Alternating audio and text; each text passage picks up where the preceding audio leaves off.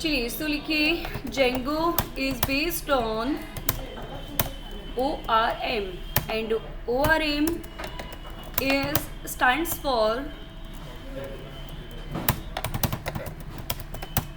Object Relational Mapping।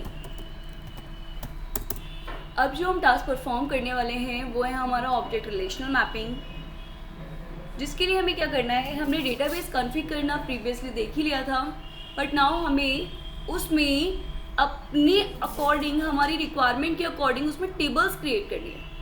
उस table के अंदर हमारी फील्ड्स होनी चाहिए हमारी रिक्वायरमेंट के अकॉर्डिंग। तो यहाँ पे इन जेंगो, जब हम जेंगो में जाते हैं तो वहाँ पे हमें एक फाइल मिलती है models.py। जैसे views.py पे हमने काम कर लिया, वैसे ही models.py भी होती है फॉर डेटाबेस। किसके लिए होती है वो? डेटाबेस के लिए। डेटाबेस में टेबल्स को क्रिएट करने के लिए, टेबल्स की फील्ड्स को क्रिएट करने के लिए। दैट्स वाई कि हम ये कहेंगे कि models.py file is based on database configuration. Clear? ये ऑलरेडी क्रिएटेड होती है हमारी एप्लीकेशन के अंदर, क्योंकि हम एप्लीकेशन पे बेस्ड होके ही वहाँ पे टेबल्स फील्ड्स को क्रिएट करेंगे। हमें यहाँ पे वन टाइम अपने डेटाबेस को कनेक्ट करना पड़ता है, बाकी की जो टेबल्स होती है वो हमारे जेंगो के थ्रू क्रिएट हो जाती है। क्लियर? अब इस टाइप के टास्क को परफॉर्म करने के लिए हमें क्या करना पड़ेगा कि जैसे कि यहाँ पे हम गए इन जेंगो models.py फॉर डेटाबेस। जैसे models.py भी यूज हो रही है डेटाबेस के लिए और माइग्रेट भी यूज हो रही है डेटाबेस। दोनों में डिफरेंस ये है कि जो models.py फाइल है ना वो हमारी टेबल को क्रिएट करेगी हमारी रिक्वायरमेंट के अकॉर्डिंग, और माइग्रेट वो जो टेबल हम क्रिएट करेंगे ना उसको डेटाबेस में लेके जाएगी। तो वो मतलब जब तक हम माइग्रेट नहीं करेंगे डेटाबेस के अंदर टेबल नहीं बनेगा। सो मीन्स कि migrate is completely based on database configuration. तो वो इंफॉर्मेशन को ट्रांसफर करती है। वहाँ पे जो हम टेबल्स यहाँ क्रिएट करेंगे वो वहाँ तभी जाएगी जब वो माइग्रेट कर देंगे, और यहाँ पे जो हम टेबल्स क्रिएट करेंगे वो हमारी क्रिएटेड होगी, तो उसको क्रिएट करने के लिए यूज़ किया जाता है मेक माइग्रेशंस। डेटाबेस में टेबल को क्रिएट करने के लिए यूज़ किया जाता है migrate command. So both are different. अब जो हम टेबल क्रिएट करेंगे उसको कस्टमाइज़ करना है कि ये फील्ड चाहिए हमें, वो फील्ड चाहिए, व्हाटएवर जो भी, वो सारी चीज़ें हम models.py फाइल को एक्सप्लेन कर देंगे। जैसे कि कल हमने एक क्लास ली हुई थी डेटाबेस के SQLite की, तो वहाँ पे हमने क्रिएट किया हुआ था एक कॉलम, जिस कॉलम का नेम था ID, हमने क्रिएट किया था। बट जब हम जेंगो पे काम करेंगे ना तो वो ऑटोमेटिकली ID को जनरेट कर लेगा, हमें ID देने की ज़रूरत नहीं पड़ेगी। इनफैक्ट की जो ID क्रिएट होगी वो प्राइमरी की होगी। प्राइमरी की का रूल होता है यूनिक रिकॉर्ड्स को कंटेन करना एंड नॉट नल कंटेन करना, मतलब कि उसको आपको वैल्यू देनी ही पड़ेगी, और जो वैल्यू आप देंगे वो यूनिक ही होनी चाहिए। अब जैसे कि मैंने बोल दिया किसी का आधार कार्ड यूनिक है, बट ज़रूरी थोड़ी नहीं कि हर किसी के पास आधार कार्ड हो। क्या ज़रूरी है? नहीं है। जैसे आईडी यूनिक रहती है और सेम हो सकता है। नेम सेम हो सकता है, ईमेल आईडी यूनिक होती है, बट नल भी हो सकती है। और मल्टीपल भी होती है। मल्टीपल मीन्स यूनिक होती यूनिक ही है ना, मल्टीपल होगी बट वो भी यूनिक ही होगी। पर प्राइमरी की का मतलब क्या है? यूनिक भी होना चाहिए और होना भी चाहिए, मीन्स नल नहीं हो सकता। क्लियर? तो ये रूल होता है हमारा प्राइमरी की का। अब हम जेंगो में काम करने वाले हैं, तो जेंगो में हमें जाना कहाँ पे है? एप्लीकेशन के अंदर models.py पे। ये देख पा रहे हैं आप लोग models.py, और जब आपने क्लिक किया है तो यहाँ लिखा हुआ है क्रिएट योर मॉडल, और यहाँ टॉप पे क्या लिखा हुआ है? DB, and DB stands for database. Okay, अब हम क्या चाहते हैं कि हमने कल SQLite ओपन किया था, तो just give me a second, मैं यहाँ से SQLite को ओपन कर रही हूँ जो कल हमने क्रिएट किया था। कल हमने डेटाबेस लिया था, वो था हमारा F ड्राइव पे मैंने SQLite लिया था। ये दिख रहा है SQLite, ऊपर में ये रहा है ना, और यहाँ पे नहीं, ये नहीं था, फोर्थ फोल्डर ये वाला, ये वाला। इसमें हमने IT फील्ड नाम से बना लिया था, इसका CMD हमने ओपन किया, SQLite 3 डाला, यहाँ तक तो क्लियर ही है। यस फिर हमें किस डेटाबेस पे जाना है, तो मैंने लिख दिया कि ओपन करना है IT फील्ड को। मुझे ये भी देखना है कि कितनी टेबल्स है, तो डॉट टेबल्स। तो यहाँ पे ये दोनों तो हमारी क्रिएटेड है ना, और बाकी की जेंगो ने खुद दी हुई थी। हाँ ये सारे ऑपरेशन जो आपने मतलब अपने परफॉर्म जी। करे थे वो सारे समझ लिए थे, बट जब इसकी कनेक्टिविटी इसको मॉडल्स में कैसे करना था वो मॉडल्स में नहीं करना था, settings.py फाइल में करना था इसको। सीधा करने गया उधर मतलब चलिए अभी मैं एक बार बताती हूँ, है ना। तो यहाँ तक क्लियर हुआ। करने के लिए क्या किया, ये डेटाबेस इंडिपेंडेंट है। ये डेटाबेस कैसा है, इंडिपेंडेंट। आज आप जेंगो पे काम कर रहे हो तो आपने जेंगो से कनेक्ट कर दिया, कल जावा पे करोगे, PHP पे करोगे, वटेवर किसी भी टेक्नोलॉजी से काम करते हो तो आप इसको कनेक्ट कर सकते हो। ये कैसा है, इंडिपेंडेंट। जैसे कि मैंने यहाँ पे एक ब्लूटूथ लिया हुआ है, मेरे पास ब्लूटूथ है, मैं इसको मोबाइल से भी कनेक्ट करती हूँ, मेरे लैपटॉप से भी करती हूँ, ये किसी और भी डिवाइस से कनेक्ट कर सकते हो, बिकॉज ये इंडिपेंडेंट है। क्लियर, समझ में आया। तो यहाँ पे ये जो हम SQLite यूज़ कर रहे हैं हमारा इंडिपेंडेंट है, जिसको हमें कनेक्ट किससे करना है, हमारे जेंगो से। तो जब कनेक्ट करने का टाइम आया तो यहाँ पे प्रोजेक्ट ने हमें एक फाइल दी हुई थी settings.py। settings.py फाइल में ये डिफ़ॉल्ट दिया हुआ है SQLite 3। तो यहाँ पे हमने क्या किया, हमारे डेटाबेस की लोकेशन को अप्लाई कर दिया। तो ये क्या करेगा कि डेटाबेस के टाइम पे वो हमारे लोकेशन को पॉइंट करेगा, और वहाँ पे उसको ऑलरेडी मिल ही रहा है SQLite, तो ये क्या कर देगा, अब उससे कनेक्टिविटी क्रिएट कर लेगा। ओके नाउ, हाँ लास्ट में जो आपने IT फील्ड लिखा है बाद में लिखना पड़ता है ना, ये अपनी डेटाबेस करने में, यहाँ तक तो वो अपनी लोकेशन को पॉइंट कर रहा था। ओके यहाँ तक तो वो लोकेशन है जो सभी के लिए, जितने भी डेटाबेस आप उस स्पेस में बनाएंगे सभी के लिए कॉमन होगी। बट आप किस डेटाबेस पे काम कर रहे हैं वो डेटाबेस आपको यहाँ पे स्पेसिफाई करना होगा, जिससे हमारा जेंगो उसी डेटाबेस को पॉइंट करेगा। ओके यहाँ तक हमने कर लिया।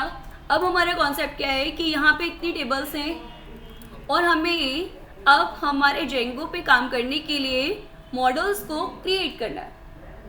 जब हम इस models.py फाइल में आए, जो फाइल एप्लीकेशन के अंदर अवेलेबल होती है, अगर आपने एक प्रोजेक्ट में 4 एप्लीकेशंस बनाए हैं तो चारों के पास में 4 मॉडल्स होंगे ही। हर एक मॉडल हर एक एप्लीकेशन के लिए सेपरेट होता है। अगेन हम रिपीट, हर एक मॉडल फाइल हर एक एप्लीकेशन के लिए सेपरेट होती है। ओके यहाँ बोला गया है फ्रॉम django.db से इंपोर्ट किसे करना है, हमें मॉडल्स को। मीन्स कि जब भी आप मॉडल्स मतलब डेटाबेस की टेबल्स को क्रिएट करने जाओगे तो आपको यूज़ करना होगा आपका मॉडल्स। क्लियर। अब इस पे काम करने के लिए हमें क्या करना है, तो सबसे पहले कॉन्सेप्ट आता है कि जब हम मॉडल्स पे काम कर रहे हैं तो उसके लिए हमें सबसे पहले नॉलेज होनी चाहिए ऊप कॉन्सेप्ट की। तो ऊप कॉन्सेप्ट में हमें पता है कि यूज़ किया जाता है आपका क्लास कीवर्ड। ओके फिर आती है आपकी क्लास का नेम, कि आप किस नेम से क्लास को क्रिएट करना चाहते हैं। तो मैंने IT फील्ड लिया हुआ था तो मैंने यहाँ पे डाल दिया लाइक HR। ओके अब ये वाली क्लास कैसे हो चुकी है, लाइक एक यूजर डिफाइन क्लास। ओके पास कर दिया, लाइक एम्प्टी बना लिया हमने। पर हमें क्या करना है, इसको एज अ डेटाबेस में टेबल क्रिएट करने के लिए बनाना है। तो ऑब्वियस ही बात है कि ये तो एक नॉर्मल क्लास है, इसको हमें पेरेंट क्लास की प्रॉपर्टीज को पास करना पड़ेगा। और जब हम दो क्लासेस को एक दूसरे से रिलेट करना चाहते हैं तो हम यूज करते हैं इनहेरिटेंस कॉन्सेप्ट। ओके एक होता है सिंगल इनहेरिटेंस, मतलब एक ही पेरेंट एक ही चाइल्ड। तो हमने क्या किया, इस HR को एक क्लास बना ली और इसको बोल दिया कि हम मॉडल्स डॉट, इसमें होते हैं मॉडल्स डॉट मॉडल टेबल को क्रिएट करने के लिए। तो यहाँ तक तो हमें क्लियर हो गया कि हमने इनहेरिटेंस कॉन्सेप्ट अप्लाई कर दिया, जिससे हमारी HR क्लास अब डेटाबेस टेबल के लिए काम करना स्टार्ट कर देगी, बिकॉज ये क्या बन चुकी है यहाँ पे, चाइल्ड क्लास। क्लियर। अब मुझे वहाँ पे 2 फील्ड्स बनानी है। कितनी फील्ड्स, 2। पहली फील्ड का नेम दे दिया मैंने नेम, क्योंकि अभी मैंने बताया था कि ये ऑटो क्रिएट कर लेता है ID को, तो मैं ID बनाने की तो ज़रूरत ही नहीं है। अब जब हम डेटाबेस पे जाते हैं तो वहाँ पे हम यूज़ करते हैं varchar इंटीजर। तो जैसे वहाँ यूज़ करते हैं वैसे यहाँ पे मॉडल्स ने हमें एक फील्ड दी हुई है जिसका नेम है care field for varchar। Same अच्छा बढ़ ही नहीं रहा है। नहीं मैम वो कंट्रोल React start हो गया? नहीं जयगुरु सर कंट्रोल दबानी प्लस क्लास है उसकी अभी आज स्टार्ट हो रहा है। नहीं आज नहीं मे बी मंडे। jQuery वाला कब हाँ jQuery स्टार्ट होगा इसके बाद। यहाँ तक क्लियर हुआ? इससे भी बड़ा करूँ नहीं बस और पीछे बैठा करो फिर। नहीं अरे उनको चश्मा का नंबर बढ़ाना अपना। जस्ट ये बोलने वाली थी। अरे नहीं वो धुंधला भी है अच्छा ये इसका तो छोटा वाला से- बस हो जाता ना तो चलिए यहाँ तक हमने किया। अब ये कॉन्सेप्ट कैसा चल रहा है वो मैं बता रही हूँ कि ये क्रिएट कर रहा है टेबल। जो हमारा कमांड होता है वो किस टाइप से अप्लाई हो रहा है वो मैं बता रही हूँ। जैसे आप डेटाबेस पे जाएंगे तो क्रिएट टेबल, फिर लिखेंगे आप टेबल नेम। तो यहाँ पे टेबल का नेम हमने दे दिया HR। ओके फिर हमारी फील्ड तो आईडी तो ये ऑटोमेटिकली क्रिएट कर लेगा। और हम यहाँ पे क्रिएट क्या कर रहे हैं? नेम को हम किस टाइप का बनाएंगे? varchar। और ऑब्वियसली उसको देंगे हम साइज देंगे। तो ये जो काम हम यहाँ कर रहे थे ना यही काम हमें कहाँ करना है अब? जेंगो के अंदर। तो काम करने के लिए क्या किया हमने? कैरेक्टर फील्ड दे दी। अब ये साइज वाला जो कॉन्सेप्ट है ना, साइज को देने के लिए यहाँ प्रॉपर्टी होती है हमारी मैक्सिमम लेंथ। तो मैंने बोल दिया 20 कैरेक्टर कंटेन होना चाहिए। क्लियर? तो ये कॉन्सेप्ट हो गया हमारा कि एक नेम नाम की फील्ड बनेगी जिसमें varchar टाइप की फील्ड टाइप होगा और वो कितना कंटेन कर लेगा? 20। सेकंड मैंने यहाँ पे एक और फील्ड दे दी जिसका नेम दे दिया मैंने एज। अब आपको पता है कि इंटीजर को मैं साइज देने की जरूरत होती नहीं है तो हमने यहाँ पे डायरेक्टली क्या डाल दिया? Models dot integer field. Integer field जब हमने अप्लाई की तो क्या करेगा कि वहाँ पे इंटीजर क्रिएट कर लेगा। ओके इतना करने के बाद में अब हमें क्या करना है? इसको अप्लाई जिससे वो डेटाबेस के अंदर जाके क्रिएट हो जाए। पर क्या होता है कि ये जो हमने फील्ड का नेम दिया आई मीन से क्लास का नेम, जब हम उसको कस्टमाइज नहीं करते ना तो वो क्या करेगा कि आपकी एप्लीकेशन का नेम जो होगा, मैंने क्या दिया हुआ था? I don't know, first phase underscore HR नाम कर देगा। जब हम कोई नेम नहीं देते ना तो वो क्लास के नेम के साथ में क्लास के नेम को एप्लीकेशन के नेम के साथ में मर्ज कर देता है। किस चीज के लिए मैं क्या बोल रहा हूँ डेटाबेस में जो टेबल बनेगी ना आपकी वो इस नेम से टेबल बनेगी। ये ना एप्लीकेशन के साथ में आपका अंडरस्कोर लगा के एप्लीकेशन का नेम क्लास का नेम मर्ज मतलब जो डेटाबेस के अंदर जो टेबल क्रिएट होगी वो इस नाम से यूज करेगी। हाँ। मतलब डेटाबेस में इसको क्रिएट हाँ। First page underscore is just like a primary की वो सेट ही है। अब जो भी टेबल का नाम होगा फिर ऑटोमेटिकली वो नहीं नहीं नहीं, ये हमारी टेबल का नेम होगा। ये जो है ना ये मैं यहाँ पे जो दे रही हूँ ये आपकी टेबल का नेम क्रिएट कर लेंगे। पर फर्स्ट पेज ठीक है ये डिफ़ॉल्ट लेगी but we can customise.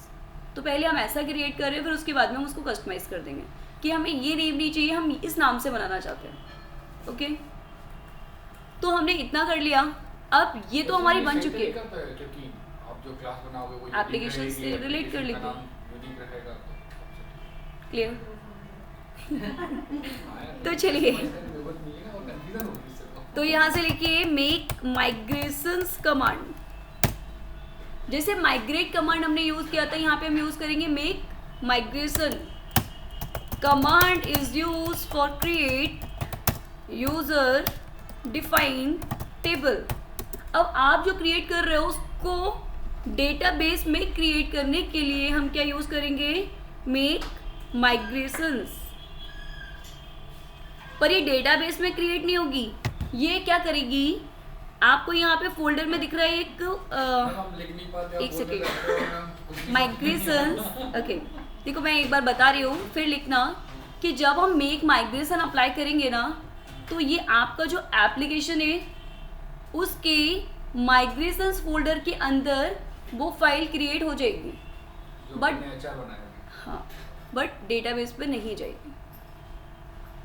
Okay अब नोट करिए।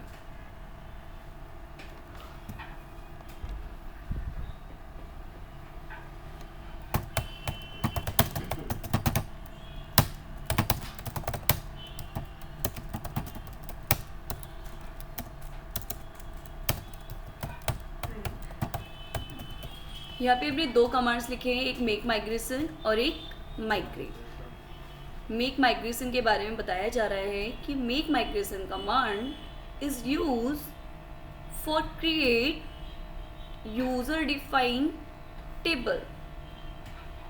तो वो क्रिएट तो कर लेगा बट डेटाबेस पे कब जाएगा, माइग्रेट कमांड नहीं अप्लाई करेंगे। सेम वैसे हो रहा है जैसे कि आप लोगों ने पाइथन में फाइल हैंडलिंग कॉन्सेप्ट पढ़ा था। जो फाइल हैंडलिंग में आप फाइल को डालते थे और अगर आप क्लोज नहीं करते थे तो फाइल तो क्रिएट होती थी। ऐसा है ना, माइग्रेशन से है ना। हाँ ओके, तो हमने इतना किया। अब हम यहाँ पे अप्लाई करने वाले हैं। यहाँ तक का तो क्लियर है। हमने इसको क्या किया, रन कर लिया। यहाँ जाके हमने डाला CMD, लोकेशन को पॉइंट किया और यहाँ आ गए हम अपनी प्रोजेक्ट। यहाँ हमने कमांड डाला पाइथन -.py मेक माइग्रेशंस।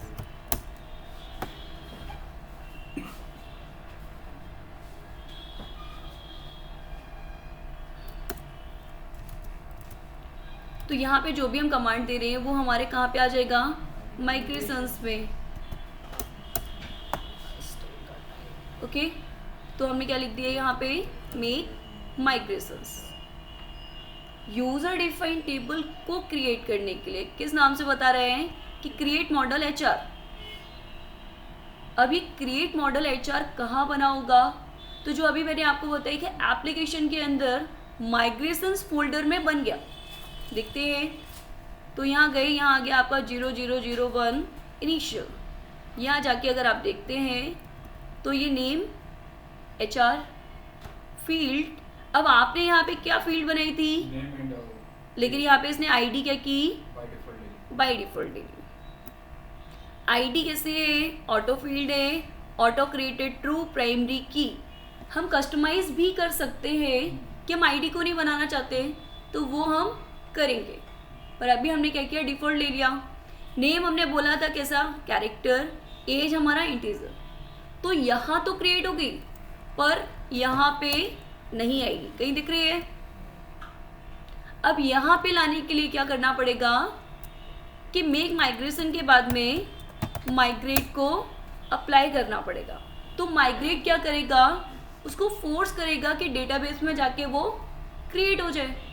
जैसे कि फाइल को क्लोज करते थे तो हमारा फाइल का डेटा जो हम भेज रहे हैं वो फाइल में चला जाता था। अब इतना करने के बाद में आ चुकी है आपकी फाइल जिसका नाम क्या था, क्लियर। एप्लीकेशन के साथ में अंडरस्कोर लगा के उसने क्या कर लिया, आपका क्लास का नेम। ओके, यहाँ तक तो हमने क्रिएट कर लिया, एक फाइल हमारी बन गई। पर अब क्या करना चाहते हैं हम, जैसे हमने एक फाइल बना ली, हमें एप्लीकेशन के अंदर कितने मॉडल्स मिलते हैं, एक ही मिलता है। और सपोज हमें एक एप्लीकेशन में 4 टेबल्स बनानी है तो क्या करेंगे, HR वाली जगह पे क्लास बनाएंगे। HR वाली जगह पे, आई मीन क्लास बनाएंगे मॉडल्स नाम तो HR वाली कहाँ जाएगी, इसी में रहेगी। हाँ। जैसे कि कोर पाइथन में हम करते थे ना, एक फाइल के अंदर मल्टीपल क्लासेस, सेम वैसे ही आप क्या करोगे, दूसरी क्लास बना ली। अब IT फील्ड में मैंने यहाँ पे डाल दिया इंटर्न्स। कहीं और तो बताएं। इंटर्न्स और मैंने यहाँ डाल दिया मॉडल्स डॉट मॉडल। अब देखिए, अभी हमने एक जो प्रॉब्लम थी वो क्या आ गई यहाँ पे कि यहाँ आ रहा था हमारा एप्लीकेशन के नेम के साथ में आ रहा था, but now I want to change this. मुझे मेरी जो टेबल है उसका नेम मेरे अकॉर्डिंग देना है।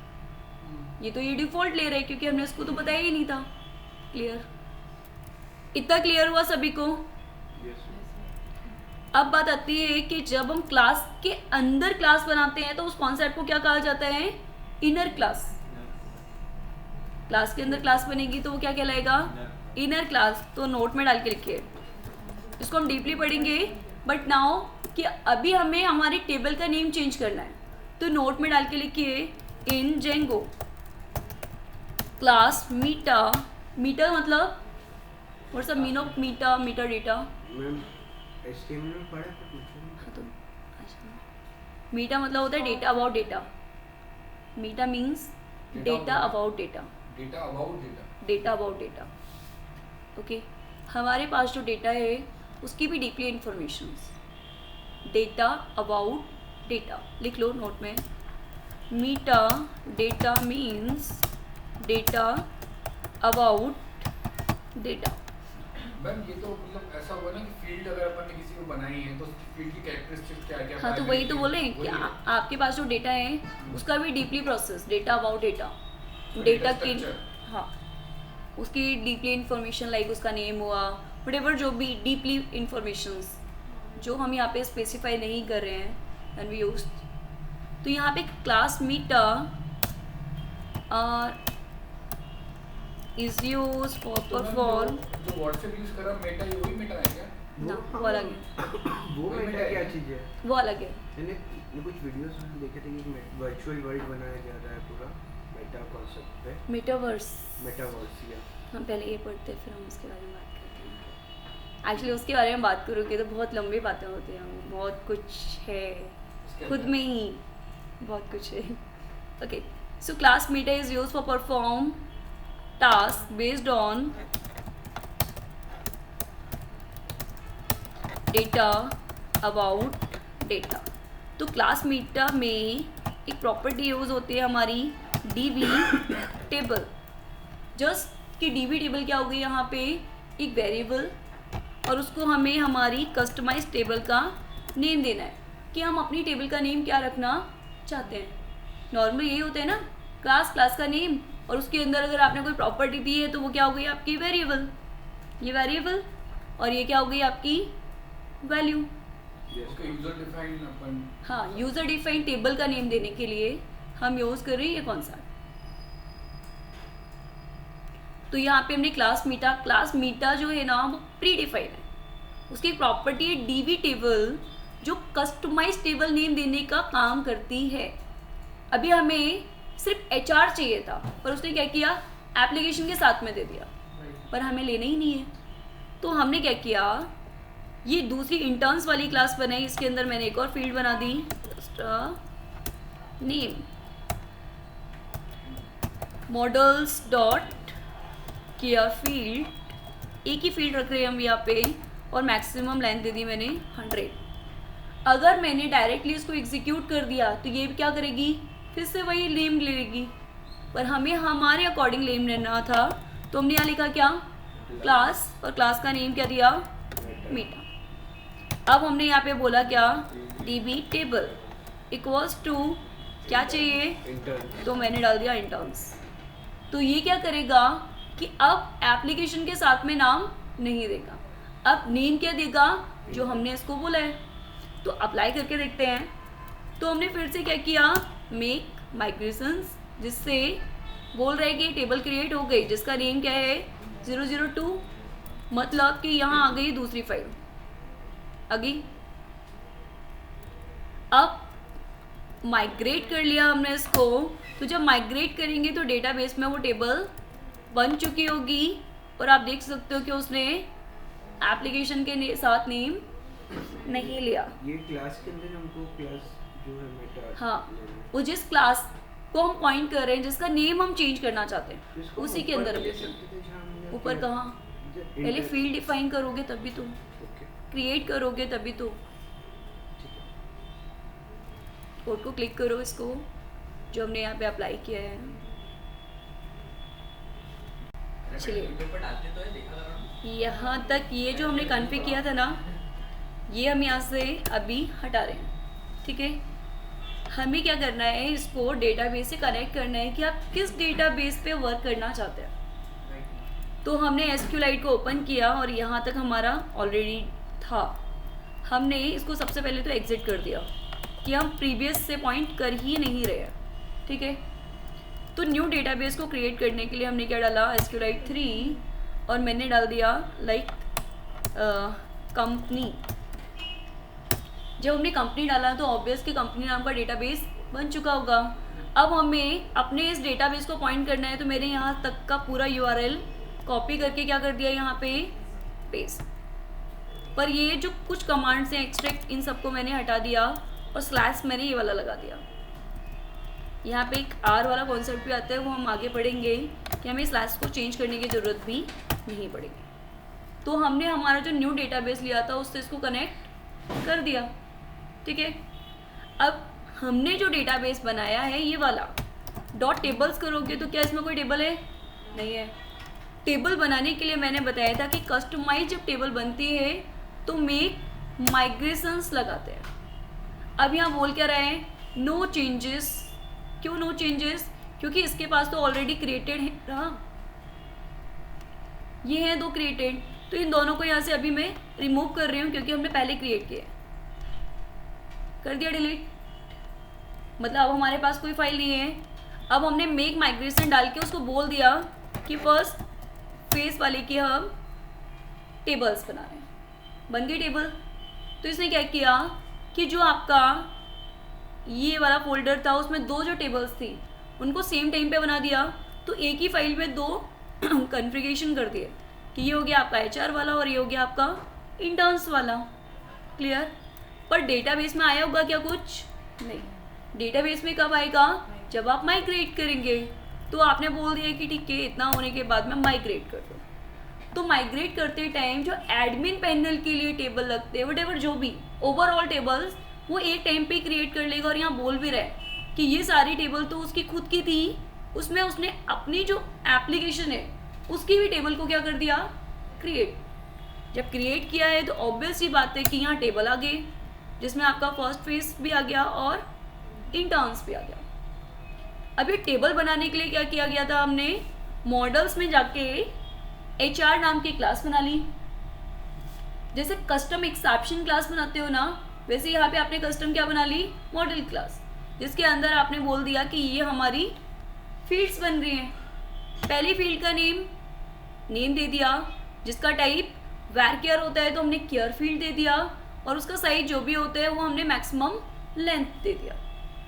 इंटीजर के लिए साइज देने की ज़रूरत नहीं है, डेट्स वाई कि हमने डायरेक्टली डिफ़ॉल्ट इंटीजर डाल दिया। पर जब हमने इसको क्रिएट किया तो इसने क्या किया कि हमने सिर्फ क्लास का नेम क्या दिया था, HR, बट टेबल का नेम हमने स्पेसिफाई नहीं किया। डेट्स वाई कि उसने क्या कर लिया, एप्लीकेशन के साथ में टेबल का नेम दे दिया। पर हम चाहते क्या है, खुद का दिया हुआ नाम टेबल का।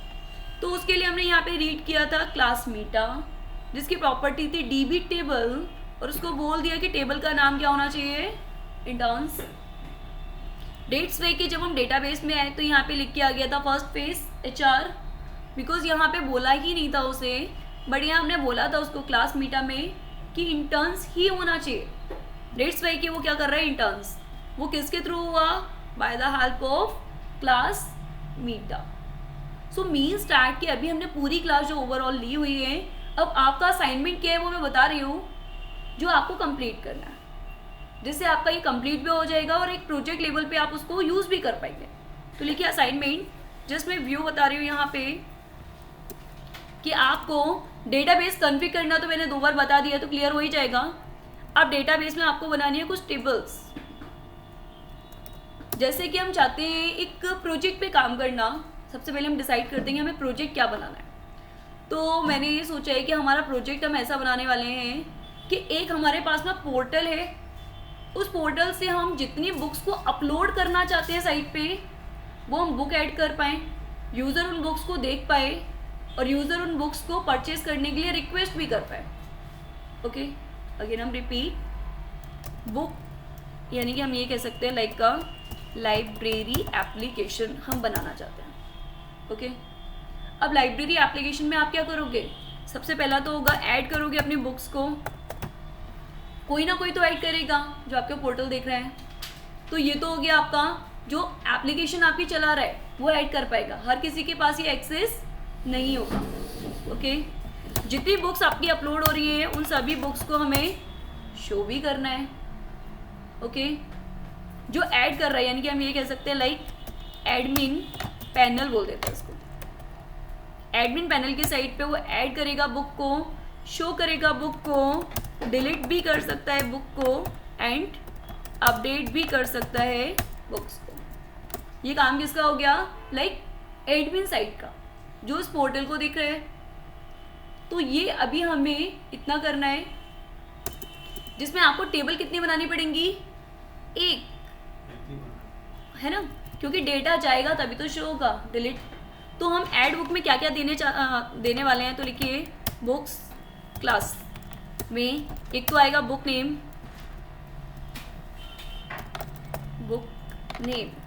दूसरे फील्ड का बुक टाइटल, तो पहले बुक टाइटल लिखो फिर बुक नेम लिखो। दोनों में क्या डिफरेंस? दोनों में डिफरेंस ये है कि टाइटल मतलब जस्ट इंफॉर्मेशन, मैंने टाइटल में डाल दिया है कि जावा। अब बुक नेम पूरा डिस्क्रिप्शन, जावा का कौन सा एडिशन ले रहे हैं, व्हाटएवर जो भी, लाइक ओके। नेक्स्ट,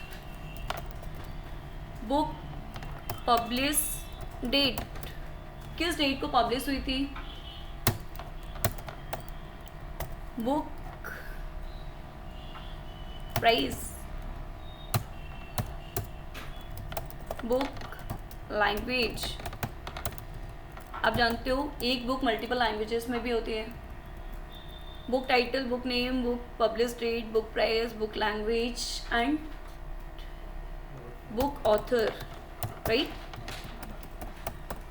इतनी फील्ड्स आपको बनानी है। क्लियर? एक ही क्लास में बनेगी ना? एक क्लास में ही, क्लास तो एक, हाँ, बुक नाम की क्लास बना के आप एक काम कर लेंगे। अब दूसरा आपको क्या करना है, डेटाबेस का काम, कि इसको ऑब्वियस सी बात है कि कस्टमर सर्च करने आएगा, तो कस्टमर सर्च करने तो आएगा, लेकिन हम उसको ये सर्विसेज कब देंगे? जब वो अपना नाम रजिस्टर करेगा, वरना हमें पता ही नहीं चलेगा कितने लोग आ रहे हैं, क्या पढ़ के चले गए। सो यहाँ पे हमने उसका नेम दे दिया, ठीक है, उसका कॉन्टेक्ट नंबर, कभी भी हम कॉल कर पाएँ, उसकी ईमेल आईडी भी हम रख लेंगे, ठीक है, एंड रजिस्ट्रेशन के टाइम पे ज्वाइनिंग डेट रखेंगे कि किस डेट पे उसने हमें हमारे एप्लीकेशन पे आके रजिस्ट्रेशन किया, टाइम भी हम रख लेंगे किस टाइम पे किया, ठीक है। बस इतनी इन्फॉर्मेशन, क्योंकि रजिस्टर कर रहा है ना वो, इतनी काफ़ी है। मैम जैसे एक क्लास बनानी है बुक नाम की, हाँ, जैसे और अभी आपने साथ एचआर नाम की बनाई है, और दूसरी बनानी है कस्टमर नाम की। हाँ, तो उस क्लास के अंदर ये सब मेटा क्लास मतलब करके आ जाएगी? नहीं, ये तो सारी फील्ड्स हैं आपकी। अच्छा, उसका नेम, क्लास का नेम हम बुक रखना चाहते हैं तो वो क्लास मेटा के अंदर आके हम देते हैं। और एक दो क्लास बनानी है, एक कस्टमर की और एक बुक। बुक की। तो ये आपको टास्क करना है।